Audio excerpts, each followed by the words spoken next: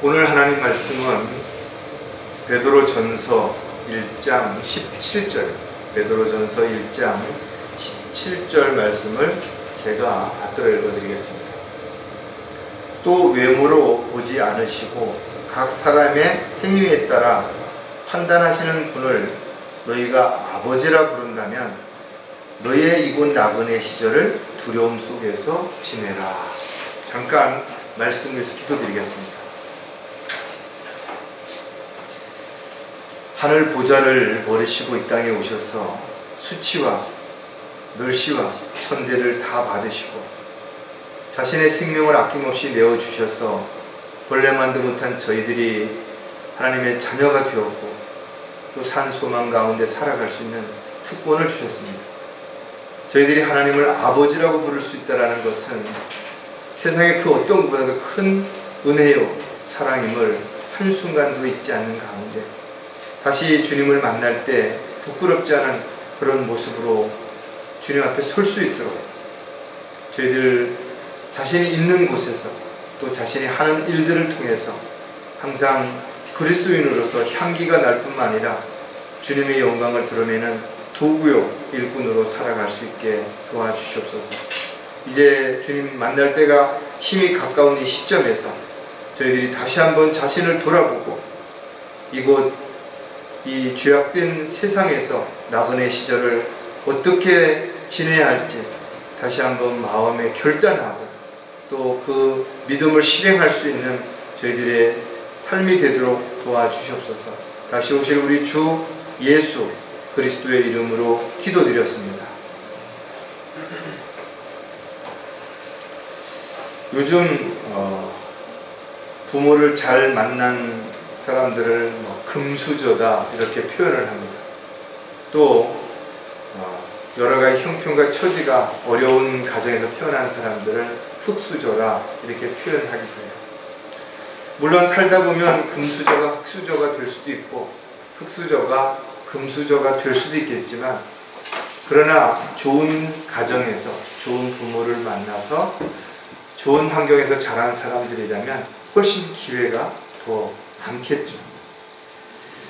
하지만 우리가 분명히 알아야 되는 것은 세상에는 누구나 아버지가 있다는 것입니다.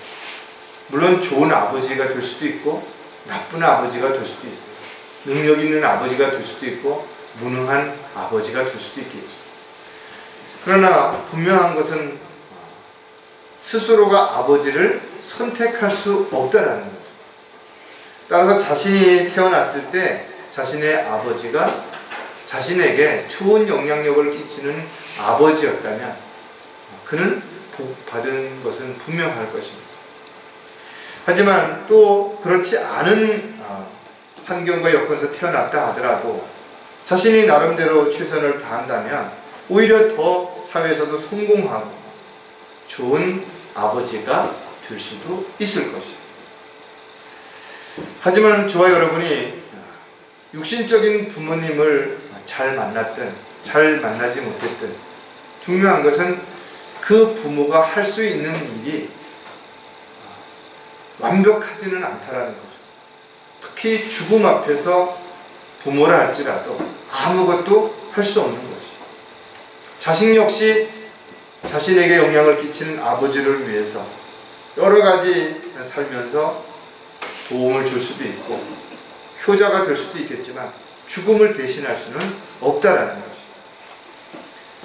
하지만 저와 여러분에게는 세상 사람들이 잘 모르는 죄인들이 잘 알지 못하는 또 한 분의 아버지가 계시다라는 거죠.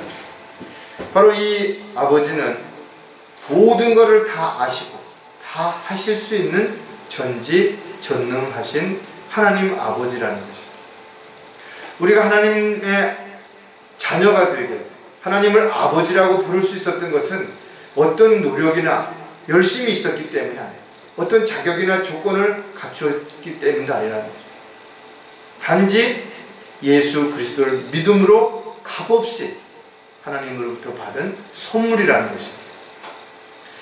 그렇다면 저와 여러분이 하나님을 아버지라고 부른다면 그 아버지 앞에 부끄럽지 않은 모습으로 살아가기 위해서, 또 그 아버지이신 하나님께서 원하시는 삶을 살기 위해서 어떻게 살아야 될 것인가.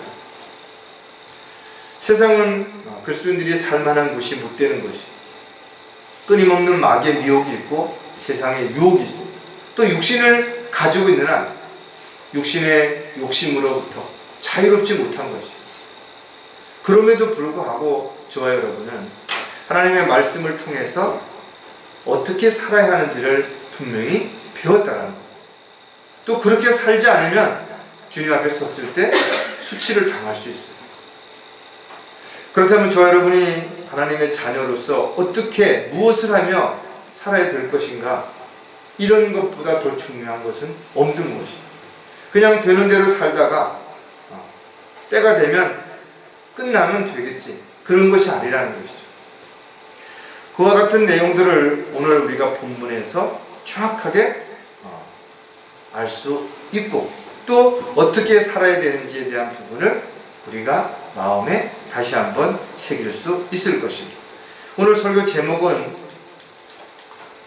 나그네 시절을 어떻게 지내야 하는가. 이렇게 살 수도 있고 저렇게 살 수도 있어요. 하나님을 근심케 해드리고 하나님 앞에 부끄럽게 하나님이 원하시지 않는 그런 삶을 살아갈 수도 있어요. 또 반대로 주님의 말씀에 순종하며 주님의 명령에 따라서 헌신하며 주님을 기쁘시게 해드리는 삶을 살아갈 수도 있어요. 어쨌든 우리는 효자처럼 살든 불효자처럼 살든 하나님의 자녀로서 살아가는 것은 분명하다라는 거죠. 그러나 그 결과 그리스도의 심판석 앞에 섰을 때는 분명 달라질 것입니다. 이와 같은 것들을 우리는 성경을 통해서 알았고, 설교를 통해서, 교제를 통해서, 또 기도하는 가운데 끊임없이 성령님의 인도하신 가운데 알았던 것입니다. 하나님 아버지께서는 자비로우시고 은혜로우시죠. 사랑이 많으시고 의로우시며 신실하신 것입니다. 이 세상에 그 어떤 것을 갖다가 대신할 수 있는 그 어떤 것도 없는 것입니다. 저 여러분은 분명 하나님 아버지를 믿고 따르는 사람, 그 길이 비록 험난하고 많은 사람들이 가지 않는다 하더라도 우리는 자신을 부인하고 십자가를 지고 주님을 따르기로 그렇게 마음 먹고 성령님이 인도하신 가운데 지금까지 잘 살아온 것입니다. 앞으로 달려갈 길이 얼마나 남았는지 우리는 알 수 없어요. 그러나 그 달려갈 길을 마치는 그 순간까지 사도 바울이 고백했던 것처럼 우리도 달려갈 길을 마치고 나서 하나님 앞에 칭찬받을 수 있는 그런 저와 여러분이 반드시 되어야 될 것이죠. 그러기 위해서 우리가 나그네 시절을 어떻게 지내야 되는가? 성경은 거기에 대한 대답을 이렇게 가르쳐 주는 것입니다. 나그네 시절을 두려움 속에서 지내라. 무엇을 두려워해야 되는 것인가? 하나님의 은혜와 사랑을 받은 자로서 하나님을 두려워할 줄 알아요. 그리고 우리는 하나님의 은혜와 사랑 가운데서 많은 것들을 누리고 살면서도 혹여라도 우리의 욕심이라든지 인간적인 생각이 앞서서 하나님을 바라보지 못하고 세상을 바라보고 또 위에 있는 것이 아니라 썩어질 땅에 있는 것들을 바라보며 살아가는 어리석은 삶을 살지 않기 위해서 우리는 나그네 시절을 두려움 가운데 반드시 치러야 되는 것입니다. 개인적으로는 물론 가족적으로도 마찬가지고 더 나아가서는 교회적으로도 하나님이 기뻐하시고 원하시는 피로 세운 교회의 지체로서 또 회중으로서 형제 자매로서 우리는 서로를 이해하고 배려하고 사랑하는 가운데 하나가 되어야 될 것입니다. 주님이 원하시고 기뻐하시는 일들을 위해서는 살든지 죽든지 먹든지 마시든지 오직 자신을 위해서가 아니라 주님을 위해서 살아야 되겠다라는 그런 마음가짐이 반드시 되어야 될 것입니다. 그러기 위해서 저와 여러분은 겪어야 할 많은 시련과 역경과 아픔과 고통, 다양한 문제들이 있겠지만 그러나 잘 참고 견디고 이겨냄으로 인해서 승리함으로 인해서 하나님께 영광을 돌려드릴 뿐만 아니라 주님 앞에 섰을 때 잘했다고 칭찬을 들을 수 있는 상과 유업을 받을 만한 많은 일들을 반드시 이루어 가야 될 것입니다. 자, 그렇다면 나그네 시절을 어떻게 지내야 하는가, 우리는 몇 가지를 또 한번 생각해 볼 텐데, 가장 먼저 창조주 하나님을 잊지 말아야 한다는 것이죠.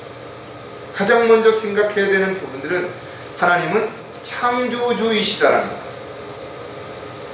있는 것에서 뭔가를 변형시킨 것이 아니고 새로운 것을 없는 것에서 만드셨다는 거죠. 그래서 우리는 창조주 하나님께서 우리의 아버지라는 사실을 반드시 기억을 해야 될 것이고, 어떤 상황에서도 잊어서는 안 되는 것이죠. 창세기 1장 1절에 보면 태초에 하나님께서 하늘과 땅을 창조하시느니라 했습니다.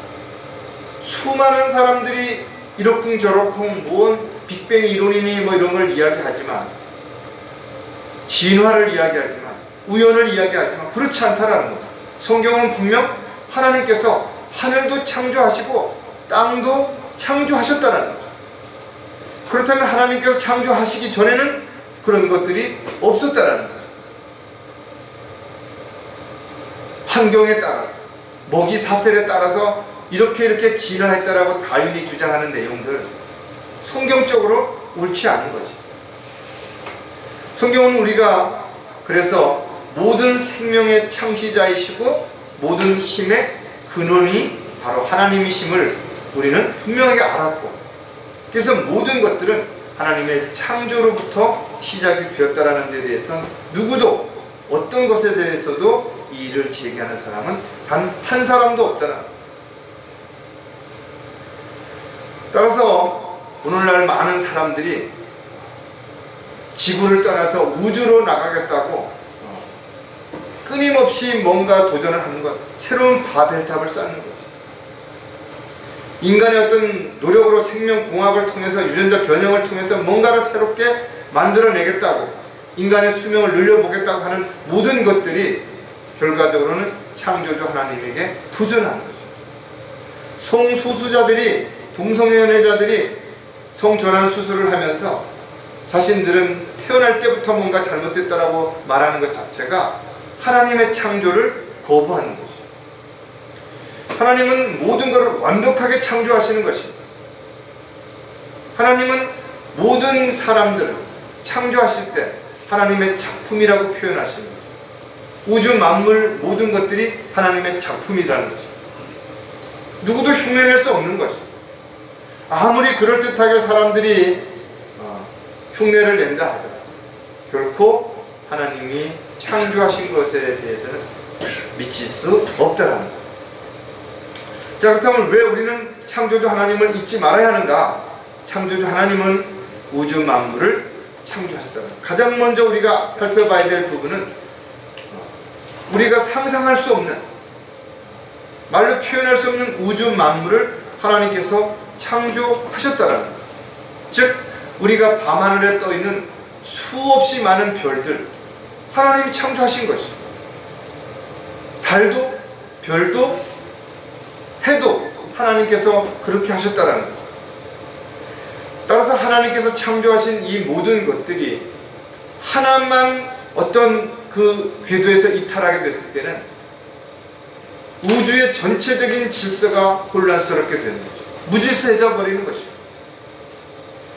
창세기 1장 2절에 보면 우리는 그런 예를 하나 알 수가 있는데, 땅은 형체가 없고 공허하며 어둠의 깊음의 표면에 있으며 하나님의 영은 물들 표면에서 거니시더라. 뭔가 하나님께서 완벽하게 창조하셨는데 뒤죽박죽이 되어버린 것이, 왜 이런 일들이 벌어졌는지를 우리는 에스겔서에서 또 이사야서에서 정확하게 알 수가 있는데, 바로 하나님이 만든 피조물 가운데 가장 완벽하게 만들어졌던 루시퍼라고 하는 이 피조물이 하나님의 보좌를 넘보고 하나님께 반역을 일으켰다가 세상으로 쫓겨나면서 이와 같은 일들이 일어난 것이죠. 그래서 우리 창세기 3장에 보면 하나님께서 어떻게 재창조를 이루어 가시는지에 대한 부분들을 또 정확하게 알 수 있죠. 시편 33편 6절에 보니까 주의 말씀에 의하여 하늘들이 지음을 받았으며 그것들의 모든 군상도 그의 입김으로 되었도다. 그러니까 하나님께서 하늘들을 어떻게 창조하시는가? 말씀으로 창조하셨다는 거예요. 빛이 있으라 하니까 빛이 있으신 것이에요. 요즘 무슨 천문학자들이 허블 만환경 그 이상의 만환경을 만들어서 무슨 별자리 하나를 발견했다라고 대서특필을 하죠. 사람들이 떠들썩합니다. 하지만 하나의 은하계 속에는 7천억 개가 넘는 별들이 있다라는 거예요.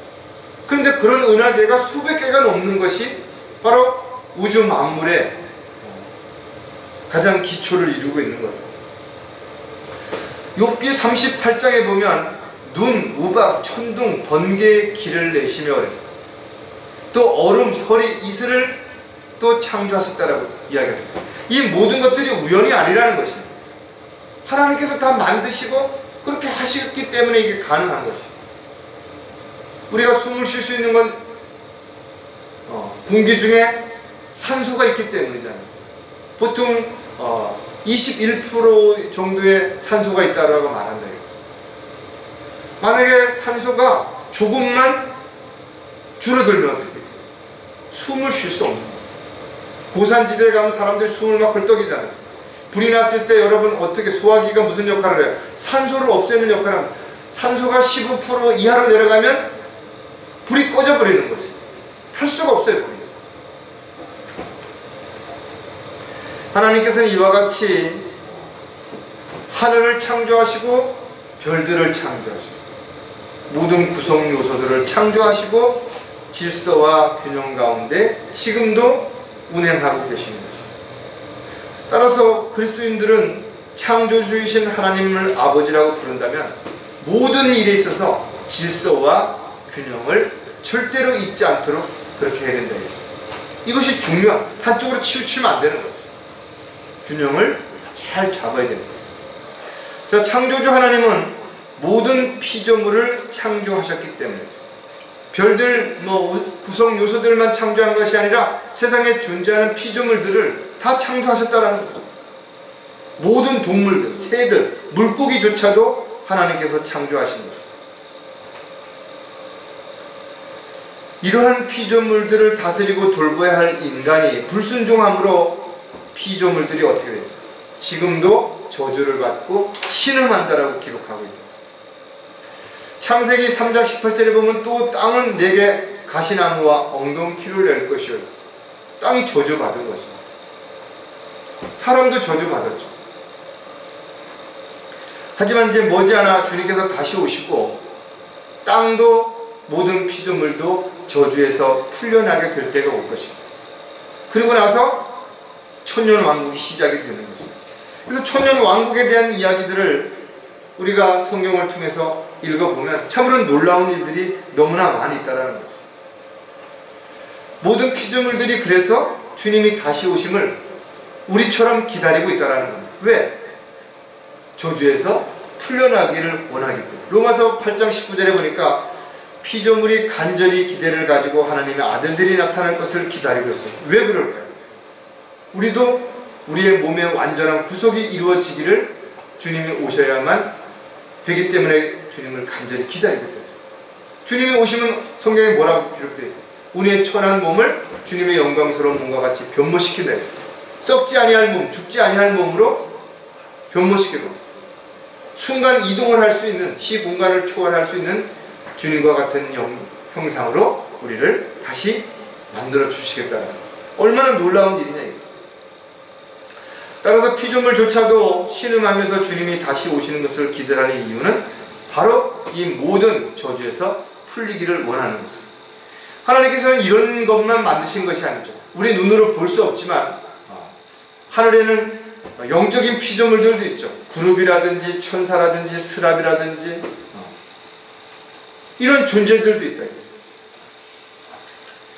따라서 창조주신 하나님을 아버지라고 부른다면 우리는 육신적인 눈에 보이는 것뿐만 아니라 영적인 분별력을 가지고서 정확하게 알 수 있는 많은 것들, 또 피조물들에 대해서도 우리가 알고 있다면 좀 더 우리가 얼마나 특별한 존재인지, 소중한 존재인지를 절대로 잊어서는 안 될 것이에요. 창조주이신 하나님은 인간을 창조하셨기 때문이죠. 물론 우주 만물 구성 요소들을 피조물들을 만드신 것도 정말 놀라운 일이지만 인간을 하나님께서 만드셨다라는 거죠. 분명한 목적을 가지고 그렇게 만드셨다라는 거죠. 내가 땅을 만들었고 그 위에 사람을 창조하였느니라. 내가 내 손으로 하늘들을 펼쳤으며 내가 그 모든 군상들에게도 명하였다. 그러니까 하나님께서 인간들을 맨 마지막에 만드셨다라는 거예요. 왜 그렇게 만드신 것인가? 또 어떻게 만드신 것인가? 창세기 2장 7절에 보니까 주 하나님께서 땅의 흙으로 사람을 지으시고 땅으로 만드셨다는 거예요. 그리고 그의 콧구멍에다가 생명의 호흡을 불어넣으시니 사람이 살아있는 혼이 되었더라. 그렇다면 하나님께서는 뭘 근거로 해서 사람을 만들었을까요? 창세기 1장 27절에 자세하게 설명이 되어 있는데, 그리하여 하나님께서는 자신의 형상대로 사람을 창조하시니 곧 하나님의 형상대로 그를 창조하셨으며 그들을 남자와 여자로 창조하셨느니라. 하나님께서 하나님의 형상대로 인간을 만들었다. 그래서 영과 혼과 몸이 있는 것이. 영은 죽어 있다가 성령을 통해서 거듭나야 되는 것이고, 혼은 죽은 다음에 지옥에 갈 수밖에 없는 저주를 받았는데 예수 그리스도를 믿음으로 혼이 구원을 받는 것이고, 몸은 썩어질 몸이지만 주님이 다시 오셔서 또 부활하게 되면 썩지 아니할 몸으로 다시 변화되기 때문에, 그래서 우리의 몸이 완전히 하나님의 형상을 닮은 몸으로 영과 혼과 몸이 완벽하게 구원을 받는 것은 주님이 이 땅에 오셨을 때 그것이 가능하게 된다는 거죠. 그렇다면 왜 우리를 인간들을 만드셨는가? 우리의 형상대로 우리의 모습을 따라 사람을 만들자. 그리하여 그들로 하여금 바다와의 고기와 공중의 새와 가축과 모든 땅과 땅 위에 기어다니는 모든 기는 것들을 다스리게 하세요. 하나님께서 인간을 만드신 것은 이와 같은 모든 피조물들을 다스리게 하기 위해서 만드셨다라는 거죠. 그런데 아담이 불순종한 거죠. 그래서 결국은 에덴에서 쫓겨나게 된 것이죠. 그 이후에 태어난 모든 사람들은 영이 죽은 상태로 태어나서 죄를 짓고 살다가 결국은 죽은 다음에 죄값으로 지옥에 갈 수밖에 없는 것이죠. 그런 저와 여러분에게 하나님께서는 다시 한번 기회를 주신 것입니다. 어떻게? 예수 그리스도를 믿음으로 영이 거듭나고 혼이 구원받을 수 있도록. 그래서 주님과 함께 1000년 동안 통치할 수 있는 그 길을 갈 수 있는 기회를 주셨다는 거예요. 이러한 창조주 하나님이 우리의 아버지가 되신 것입니다. 우리가 그분을 아버지라고 부른다면 이 잠깐 안개와 같이 보이다 사라질 세상에서 그 무슨 욕심을 내며 그 무슨 헛된 것들의 마음을 뺏긴 채 살 것인가. 그래서 우리가 창조주 하나님을 잊지 않는 한 우리는 나그네 시절을 하나님 앞에서 두려움 가운데 정말 하나님 보시기에 합당한 삶을 살면서 살아갈 수 있게 될 것입니다. 자, 나그네 시절을 어떻게 지내야 되는가? 두 번째 우리가 살펴볼 내용이 뭔가 하면 구속주 하나님을 잊지 말아야 된다는 거죠. 창조주 하나님은 넓은 의미에서 우리가 좀 더 살펴보았다면, 구속주 하나님은 우리 개개인적 실질적인 지옥과 관련돼서, 죄와 관련돼서 우리가 한 번쯤 또 찾아보고 살펴보고 하나님의 은혜와 사랑을 분명하게 알아야 될 것입니다. 왜냐하면 저와 여러분은 죄의 싹은 사망이라는 것이, 다른 방법으로는 죄 문제를 해결할 수가 없어요. 반드시 죽어야만 되는 것입니다. 그래서 사람이 한 번 죽는 것은 정해진 것이고, 그 다음에 심판을 받고 영원한 지옥으로 갈 수밖에 없다는 거예요. 다른 방법은 없는 거예요. 누가 대신 죽어줄 수도 없고, 대신 죽어준다 하더라도 그는 이미 자신의 죄가 있기 때문에 우리 죄 문제를 해결할 수 없는 것이에요. 따라서 하나님께서는 우리 죄 문제를 해결하기 위해서 하늘 보좌를 버리시고 인간의 모습으로 이 땅에 오신 분이 예수님이신 것입니다. 하지만 안타깝게도 많은 사람들이 자신이 죄가 있다는 사실을 알지도 못하고 인정하지도 않고 그 죄를 용서해 주신 예수님을 알지도 못하고 알아도 믿지도 않는 이런 일들을 우리는 보고 있는 것입니다. 하지만 저와 여러분은 예수 그리스도를 믿었고 자신의 죄를 인정했고 그 죄를 용서해 주신 주님의 보혈의 능력으로 죄를 용서받고 하나님의 자녀가 된 것입니다. 그래서 우리는 하나님의 자녀로서 구속주이신 하나님을 절대로 잊어서는 안 되는 것입니다. 왜? 하나님의 은혜로, 하나님의 사랑으로, 하나님의 값없이 주시는 선물로 인해서 우리가 받은 것이기 때문에 그런 것입니다. 따라서 저와 여러분은 어느 곳에서 누구를 만나서 무엇을 하든지 말과 행실에 있어서 부끄러운 모습으로 비춰서는 안 되는 것입니다. 반대로 하나님의 영광을 드러내는 그리스도의 향기를 나타내는 성령의 열매를 맺는 모습으로 살아가야 되는 것입니다. 그렇게 살기 위해서 우리가 가장 중요하게 여기고 행해야 하는 일이 바로 아직까지도 구원받지 못한 많은 죄인들에게 복음을 전하는 것입니다. 이것이 죄인들에게는 가장 기쁜 소식이고 그들이 하나님의 형상으로 다시 회복될 수 있는 유일한 길이기 때문에 그런 것입니다. 따라서 모든 사람들이 이것을 모른다고 하더라도 또 알면서 믿지 않는다 하더라도 그들이 거부한다 하더라도 저와 여러분은 끊임없이 구속주이신 주님을 증거하고 또 선포할 수 있는 도구요 일꾼으로 살아가야 되는 것입니다. 자, 그렇다면 구속주 하나님이 어떤 분이신가를 우리가 또 몇 가지 생각을 해보면 가장 먼저 지옥으로부터 구원하시기 때문이라는 것입니다. 지옥으로부터 우리의 혼을 구원할 수 있는 이름은 사도행전 4장 12절에서 오직 예수 그리스도 외에 다른 이름을 주신 적이 없다라는 것입니다. 우리를 죄로부터 지옥으로부터 구원해 줄 수 있는 분은 한 분밖에 없는 것입니다. 오직 그분의 보혈을 통하지 않고는 죄를 씻을 방법이 없는 것입니다. 죄를 용서받을 수 있는 방법이 없습니다. 그래서 주님은 어린 양이 되셨어요. 자신의 피를 흘림으로 인해서 자신의 생명을 내어줌으로 인해서 우리에게 구원의 길을 열어주신 것입니다. 이와 같은 구원 계획을 세우시고 구원 계획을 십자가에서 완성하신 것입니다. 로마서 5장 12절에 보면 이런 연유로 한 사람에 의하여 죄가 세상으로 들어오고 그 죄에 의하여 사망이 왔으니 그래야 모든 사람이 죄를 지었으므로 사망이 모든 사람에게 전달되었다. 이것을 두 번째 아담이신 예수님께서 반대로 그로 인해서 모든 죄 문제를 해결해 주셨다라고 성경에 기록하고 있는 것입니다. 따라서 로마서 10장 9절에 보면 내가 내 입으로 주 예수를 시인하고 또 하나님께서 그를 죽은 자들부터 살리신 것을 내 마음에 구원을 믿으면 구원을 받으리라. 너무나 간단하다. 나는 죄인이고 그 죄값을 언젠간 죽어서 지옥에 갈 수밖에 없는데 예수님이 나의 죄를 대신해서 십자가에 피 흘려 죽으셨다가 부활하셔서 나의 죄를 용서해 주셨다는 이 사실을 구속주이신 구세주이신 예수 그리스도를 믿으면 구원을 받는다는 것.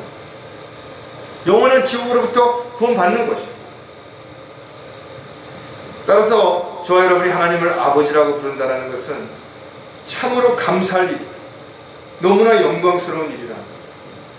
그러나 아직까지도 지옥을 믿지 않는 사람, 지옥을 향해 달려가면서도 그 사실을 모르는 사람들이 우리 주변에 너무나 많은 것이죠.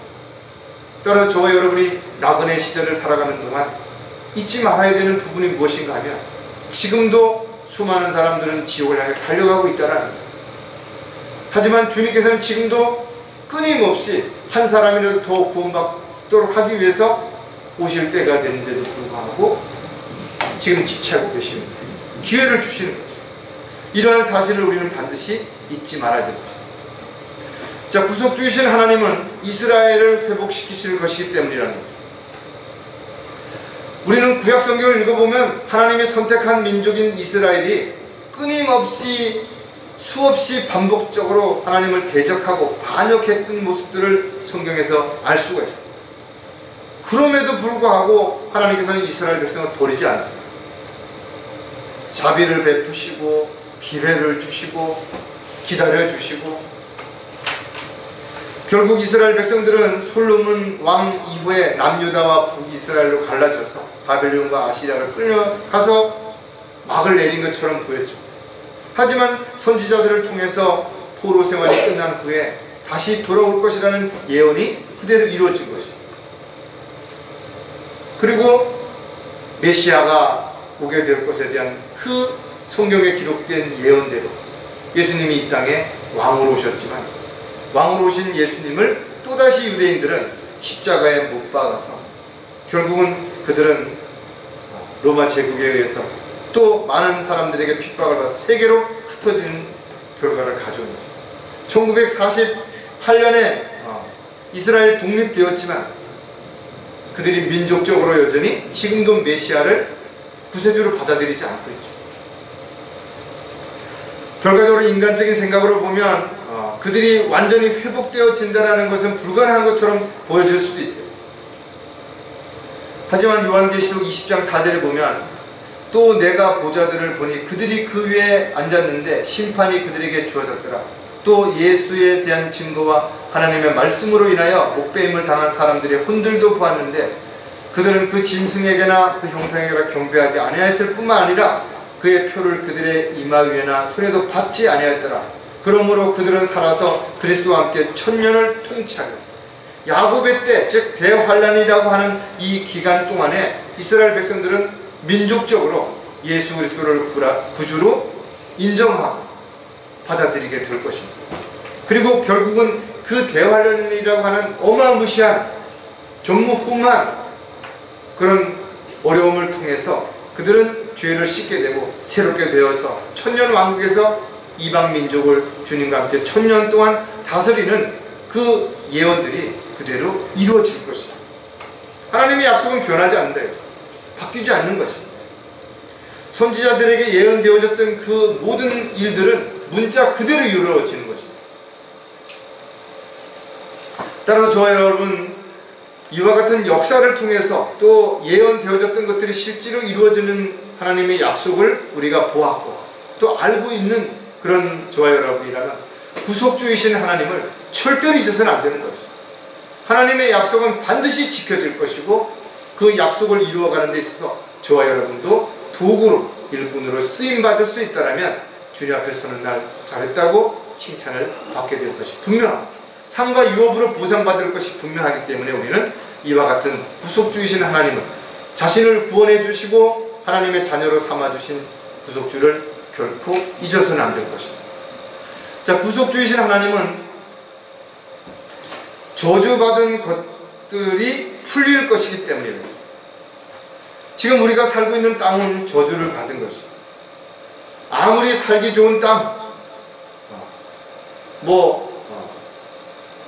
사회 어떤 환경운동가라든지 또 그런 어떤 생태계를 보존하기 위해서 애쓰는 사람들이 후손들에게 잘 물려주기 위해서 애쓰고 수고할지라도 성경적으로 봤을 때 결국은 언젠가는 황폐하게 될 것이에요.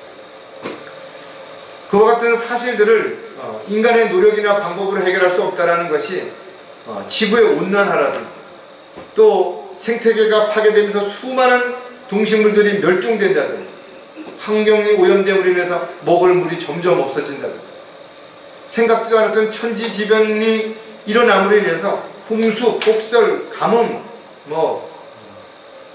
토네이토 이런 것들, 해일 이런 것들이 지금 끊임없이 일어나고 있죠. 이번에 코로나로 인해서 사람들이 얼마나 힘들었습니까? 하지만 앞으로 이와 보다 더 힘든, 더 어려운, 더 불가능한 그런 각종 질병들로 인해서 더 많은 문제들이 생길 수 있다는 거예요. 그래서 우리는 주님이 빨리 오시기를 사모하며 기다리는 거죠. 왜? 주님이 오셔야지 않는 한 절대로 세상이 더 좋아질 수 없다. 일시적으로는 좀 더 편리해질 수도 있겠죠. 그러나 그 편리한 것들이 오히려 자신의 발목을 잡는 일들이 얼마든지 있는 거죠. 그렇다면 정말 좋은 환경, 좋은 어떤 여건에서 우리가 살 수 있는 그런 시대가 오는 것인가? 이사야 11장 8절에 보니까 또 젖먹는 아이가 독사의 구멍에서 장난치며 젖된 아이가 독사의 굴에 손을 넣으리라. 이리가 어린 양과 함께 거하고 표범 새끼가 염소와 함께 놀고 사자가 소처럼 집을 먹는 것이. 천년 왕국 동안에 100살에 죽는 어린아이라는 거죠.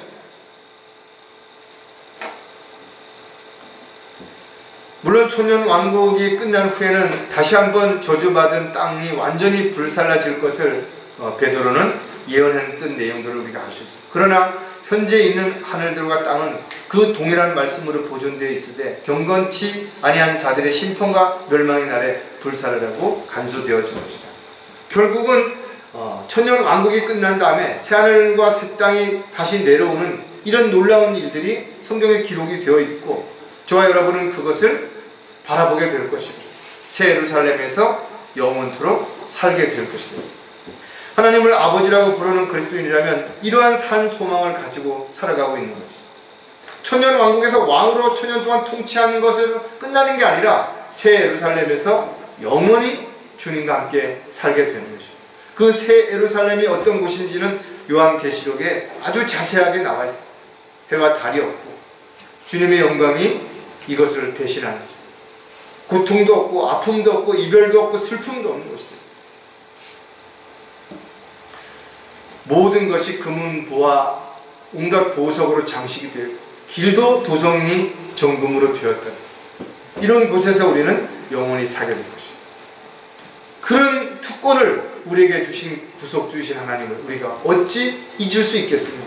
그와 같은 사실을 알고 있다면 나그네 시절을 어떻게 두려움 가운데 지내지 않고 내 멋대로 내 마음대로 살 수 있겠는 것입니다. 자, 마지막으로 나그네 시절을 어떻게 지내야 하는가? 심판주 하나님을 잊지 말아야 된다. 창조주이시고 구속주이시지만 또 한 가지 분명하게 알아야 되는 것은 하나님은 심판주이시다는 거죠. 하나님이 이 땅에 인간으로 오셨을 때는 모든 걸 다 버리시고 가장 낮은 위치로 이 땅에 오셔서 수치와 멸시를 당하셨지만 이제 다시 오실 때는 심판주로 오시겠다라는 거죠. 그리고 그 심판주로 오실 때 수많은 사람들은 어린 양이신 예수님을 보는 것만으로 두려워서 산내 모든 돌들이 굴러서 자신의 얼굴을 짓이겨 보지 않게 하라고 막 울부짖는다. 이 땅에 오셨을 때는 놀라운 일들이 일어나는 것이. 왜? 하나님 아버지께서는 모든 심판의 권세를 아들이신 예수 그리스도에게 주셨다라는 거죠. 요한복음 5장 22절에 보면 아버지께서는 아무도 심판하지 아니하시고 모든 심판을 아들에게 맡기셨나니 마귀와 그를 따르던 천사들을 심판하는 것도 주님이 하실 것이고 주님을 핍박하고 비난하고 손가락질하고 뺨을 때리고 십자가에 못을 박았던 사람들도 다 주님이 심판하실 것이다. 그런 한 가지 우리가 분명히 알아야 되는 것은 구원받은 그리스도인들도 심판을 받게 된다는 것. 모든 사람들은 심판을 받지만 그 심판을 받는 장소와 때와 시기가 다르다는 거죠. 하지만 정해진 하나님의 원칙은 변함이 없는 것입니다. 성경에 기록되어진 그대로 심판을 받게 될 것이고 저와 여러분도 주님을 만난 이후에 어떻게 사는 것인가에 대한 심판이 그리스도의 심판석에서 이루어지게 될 것이고 그 결과에 따라서 수치와 부끄러움을 당할 수도 있을 것이고 반대로 주님께 칭찬을 받을 수도 있을 것이고 또 상과 유업을 받은 것으로 인해서 천년 동안 왕으로 통치할 때 우리는 거기에 대한 보상을 분명하게 받을 수 있을 것입니다. 그렇다면 우리는 심판주이신 주님 앞에 서게 되는 그날을 생각해 본다면 어떻게 살아야 될 것인가 굳이 설명하지 않아도 우리는 충분히 알 수 있을 것입니다. 자, 심판주 하나님에 대해서 좀 더 몇 가지 생각해 보면 심판주 하나님은 구원받은 자녀들도 심판하시기 때문이죠. 하나님께서는 많은 민족들 가운데 한 민족인 이스라엘을 선택한 것이 사랑과 은혜를 받은 이스라엘 민족들이 하나님을 거역하고 반역을 했을 때 하나님은 반드시 그들에게 그 대가를 지불했죠. 때로는 기근, 질병, 전쟁을 일으켜서 고통을 주기도 하고 또 이방인들에게 포로로 잡혀가기도 하고 어려움을 겪기도 했습니다. 그러나 이스라엘 백성들을 버리지 않으셨다는 것, 끊임없이 기회를 주신 것입니다. 하나님의 자녀가 알면서도 하나님의 뜻과 계획에서 벗어나서 죄를 짓고 욕심으로 인해서 헛된 삶을 살아가게 되었습니다. 그러나 하나님께서는 그런 하나님의 자녀들에게 징계를 통해서 다시 돌이키도록 기회를 주시는 것입니다. 따라서 징계는 또 하나의 하나님의 사랑이라는 것입니다. 주께서는 그 사랑하시는 자를 징계하시고 그가 받으시는 아들마다 매질하시느니라. 가능성이 없다면 매질하시지도 않겠죠. 징계도 안 내리실 것이죠. 고린도후서 5장 10절에 보니까 이는 우리 모두가 반드시 그리스도의 심판석 앞에 나아가서 선이든지 악이든지 각자가 자기 몸으로 행한 것들을 받을 것이기 때문에 예외가 없는 것이죠. 상을 받으려면 상 받을 일을 해야 되는 것이죠. 유업을 받으려면 유업받을 만한 일을 반드시 해야 되는 것이죠. 하나님께서 우리에게 징계를 내리는 것은 단지 우리를 야단치고 힘들게 하기 위해서 하는 것이 아니라 우리로 하여금 더 주님을 기쁘시게 해드리고 상과 유업을 받을 수 있는 특권을 받을 수 있도록 하기 위해서 때로는 모질게 고난과 시련과 역경도 허락하신다는 거죠. 따로 저와 여러분이 심판석 앞에서 수치와 부끄러움을 당하지 않으려면 지금까지 자신이 어떻게 살아왔는지를 돌아보아야 될 뿐만 아니라 앞으로 어떻게 살아야 될 것인가에 대한 부분을 다시 한번 마음에 결단하고 각오하는 그런 과정이 반드시 필요할 것입니다. 심판주이신 하나님은 마귀를 불못에 던지실 것이기 때문이죠. 루시퍼는 가장 완벽하게 창조되었지만 그가 교만으로 인해서 하나님을 대적함으로 쫓겨난 것입니다. 에스겔서 28장에 보면 너는 내가 창조된 날로부터 죄악이 내게서 발견되기까지 너는 내 길에 완벽하리로다. 그가 하나님 앞에 대적하고 반역을 이루기 전까지는 완벽하게 창조됐다라는 거죠. 그런데 그가 자신을 창조한 하나님을 대적하고 그 보좌를 넘은 것이 결과로 쫓겨났죠. 그래서 파괴자가 되고 세상 신이 되어서 통치자가 돼서 마귀 사탄이 되어서 지금도 끊임없이 사람들을 죄를 짓게 만들고 지옥으로 끌고 가서 잡는 거죠. 또 주님을 믿고 구원받은 자녀들도 끊임없이 하나님 앞에서 고소자가 돼서 우리의 잘못을 낱낱이 고발하고 있죠. 또 한 가지는 지금도 우는 사자와 같이 우리를 넘어뜨리기 위해서 수단과 방법을 가리지 않고 가장 간교한 방법으로 우리 주변을 지금도 서성이고 있다는 거죠. 물론 주님이 다시 오셨을 때 1000년 동안 잡혀서 깊은 구렁에서 감옥살이를 하겠죠.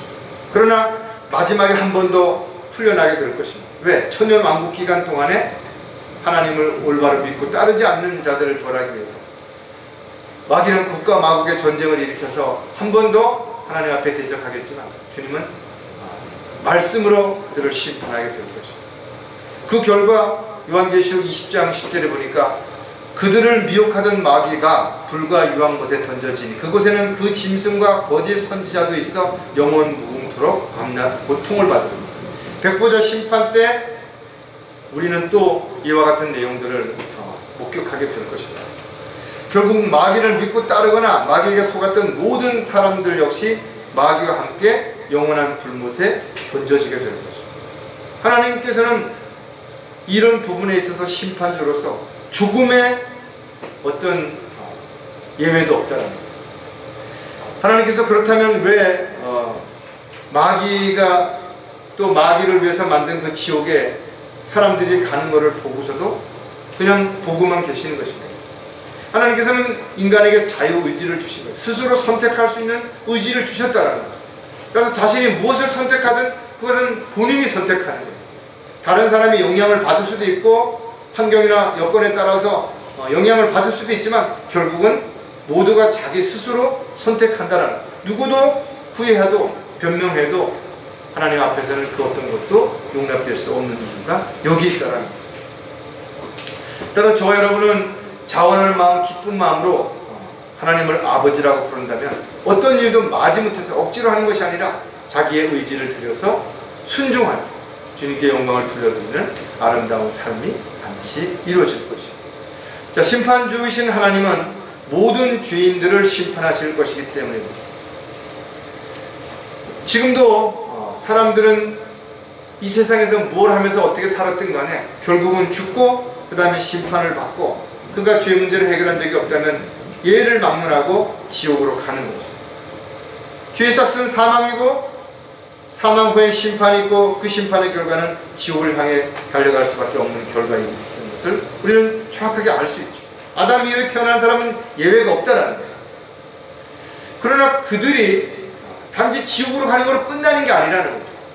지옥은 불못에 비하면 경찰서 유치장에 불과한 것이 임시 보호되어 있는 그 지옥의 고통스러운 것이지만 그러나 지옥에서 다시 심판을 받으러 백보자 심판대에 올라올 때는 벌레 같은 모습, 인간의 형체가 아니라 벌레 같은 모습이 되어서 허공에 떠서 심판을 받게 될 것이고 그 자신의 죄가 낱낱이 드러난 다음에 불못에 던져질 것이고 요한계시록 20장 14절 15절에 보니까 사망과 지옥도 불못에 던져지니 이것이 둘째 사망이라 누구든지 생명의 책에 기록되지 않은 자는 불못에 던져지리라.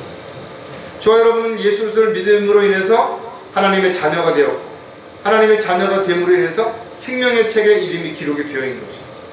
그러나 하나님을 알지 못하는 자들, 그리스도의 복음에 순종하지 않은 사람들은 누구도 생명의 책에 기록되어 있지 않다 이거죠.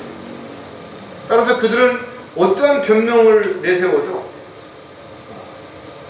생명의 책에 기록되어지지 않은 사람들은 불못에 들어갈 수밖에 없을 것이죠. 하지만 저와 여러분이 심판주이신 하나님을 잊지 말아야 할 가장 강력한 이유 중에 하나가 뭔가 하면 사랑하는 가족, 이웃, 형제, 자매들, 친구들, 주변에 있는 사람들이 백보자 심판석에서 불못에 던져질 때 우리는 그들을 우리 손으로 던져지고 또 그 모습을 직접 목도해야 될 것입니다. 얼마나 안타깝겠어요. 내가 한 번이라도 더 복음을 전했더라면 그때 내가 복음을 증거할 수 있는 기회가 주어졌을 때 했더라면 그들이 지옥에 가지 않았을 텐데 그때 우리가 피눈물을 흘리게 될 것을 우리는 이미 성경을 통해서 알고 있는 것입니다. 따라서 심판주이신 하나님을 우리가 잊지 않는다면 우리가 구원받은 것에 대한 감사함은 물론 우리를 끊임없이 괴롭히는 마귀도 결국은 불못에 던져질 것이고 모든 죄인들이 불못에 던져질 때 우리가 후회하고 안타까워하지 않으려면 우리는 심판주이신 하나님을 반드시 잊지 말아야 할 것이고 이와 같은 사실을 잊지 않는다면 우리가 나그네 시절을 하나님을 두려워하는 가운데 분명히 살 수 있을 것입니다. 저와 여러분이 이 나그네와 같은 죄악된 세상에서 순례자로 어떻게 지내야 하는가 오늘 우리가 말씀을 통해서 기억했던 것처럼 창조주이신 하나님, 구속주이신 하나님, 심판주이신 하나님을 잊지 않는다면 우리는 나그네 시절을 두려운 가운데서 지나며 주님이 기뻐하시고 원하시는 삶을 살다가 주님을 만날 수 있는 저와 여러분이 반드시 되실 것입니다. 기도하겠습니다. 하나님 아버지, 영원한 지옥의 형벌로부터 구원해 주신 그 은혜로 인해서 참으로 감사를 드립니다. 또 하나님을 아버지라고 부르는 이 세상에서 주님의 종료 일꾼으로 복음을 전파하고 진리를 증거할 수 있는 특권을 주신 것 또한 참으로 감사를 드립니다. 뿐만 아니라 이제 그리스도의 심판석 앞에서 저희들이 어떻게 사는 것인가에 대한 평가를 통해서 저희들에게 상과 유업을 주시는 주님을 또한 잊지 말고 하루하루 주어진 삶 가운데서 아름다운 열매 맺는 또 그리스도의 향기나는 삶을 살다가 주님 만날 수 있도록 도와주시옵소서. 다시 오실 우리 주 예수 그리스도의 이름으로 기도드렸습니다.